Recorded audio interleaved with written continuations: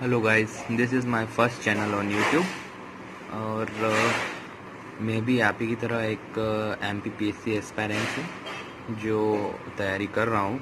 सो मैंने सोचा है कि मैं कुछ टॉपिक कंप्लीट करूँगा और आपको अगर हेल्प मिलती है तो आप भी मेरे साथ पढ़ सकते हैं।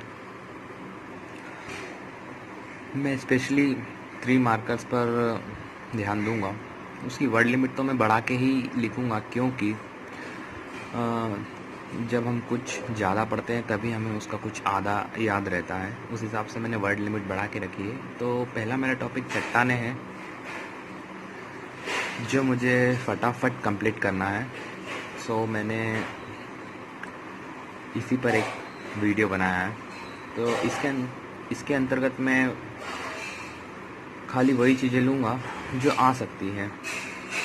ये वाला टॉपिक 3 मार्कर से रिलेटेड ज़्यादा है। सो इसके कुछ टॉपिक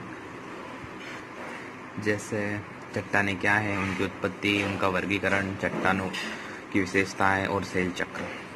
अब इसमें मैं वही चीज़ें पढ़ूंगा जो मेंस के पॉइंट ऑफ व्यू से इम्पोर्टेंट है और वही चीज़ें मैंने नोट्स बनाए हैं। पहला टॉपिक है चट्टानें क्या हैं। भूपटल पर सभी कठोर एवं मुलायम पदार्थ जो धातुएं नहीं हैं चट्टानें कहलाती है। साधारण भाषा में चट्टानें खनिजों का समूह कहलाती है। इनके निर्माण में आठ तत्वों का सर्वाधिक योगदान है, जिनमें से प्रमुख तत्व है ऑक्सीजन, सिलिकॉन, एल्यूमिनियम, लोहा, कैल्शियम आदि।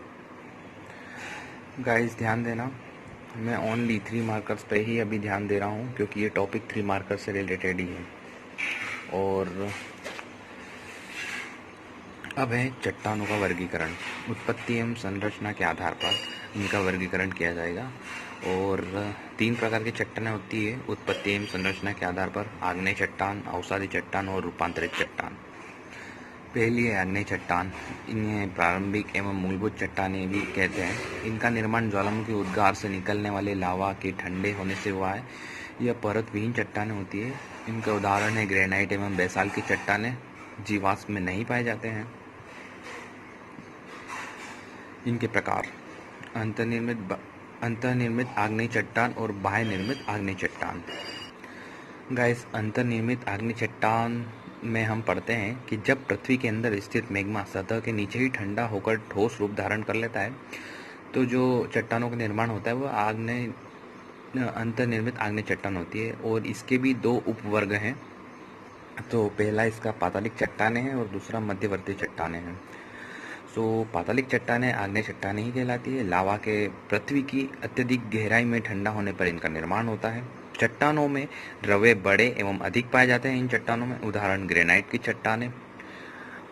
और आग्नेय निर्मित चट्टान का दूसरा भाग है मध्यवर्ती चट्टान। यह भी आग्नेय चट्टान कहलाती है। जब लावा धरातल पर नहीं पहुंचकर मार्ग में मिलने वाली दरारों में ही जमकर ठोस हो जाता है तो मध्यवर्ती चट्टानों का निर्माण होता है। इसके उदाहरण है लेकोलिथ, फेकोलिथ, लेपोलिथ, बैथोलिथ, डाइक आदि। अब अगला है अवसादी चट्टानें। इनका निर्माण भी आग्नेय एवं रूपांतरित चट्टानों के अपरदन एवं क्षरण से होता है। इन चट्टानों में जीवाश्म पाए जाते हैं। यह परतदार चट्टानें होती है। अन्य चट्टानों की अपेक्षा मुलायम होती है। इनमें अपरदन एवं अपक्षय तीव्र गति से होता है। उदाहरण बलुआ पत्थर, चूना पत्थर, सेल आदि।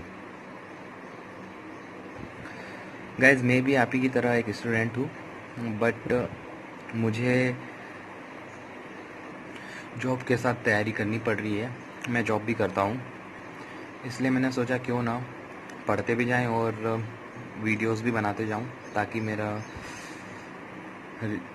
सिलेबस कवरिंग फास्ट हो। अब अगला टॉपिक है रूपांतरित चट्टानें।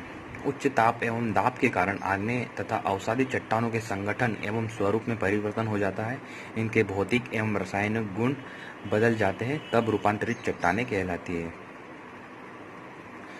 ये अत्यधिक कठोर चट्टानें होती है। इनमें जीवाश्म नहीं पाए जाते। इनके उदाहरण है क्वार्टजाइट एवं फेल्सपार। गाइस, अभी भी बता दूं, जियोग्राफी का जो ये टॉपिक है चट्टान है, ये 3 मार्कर्स पर ज़्यादा बेस्ट है, इसलिए मैंने 3 मार्कर्स ही कंप्लीट करे हैं इसमें। इसका लास्ट टॉपिक है सेल चक्र। चट्टानों में होने वाले परिवर्तन को सेल चक्र कहा जाता है। आग्नेय चट्टानें रूपांतरित चट्टानों में परिवर्तित होती है। उपर्युक्त दोनों चट्टानों के अपक्षय, अपर्दन एवं निक्षेपण से अवसादी चट्टानों का निर्माण होता है। अवसादी चट्टानें ताप एवं दाब के कारण परिवर्तित होकर रूपांतरित चट्टानों में परिवर्तित होती है। पृथ्वी की आंतरिक भाग में रूपांतरित चट्टानें पिघलकर आग्नेय चट्टानों का मूल स्रोत बन जाती हैं। ओके गाइस, इसमें इतने ही टॉपिक थे जो मैंने कवर किए।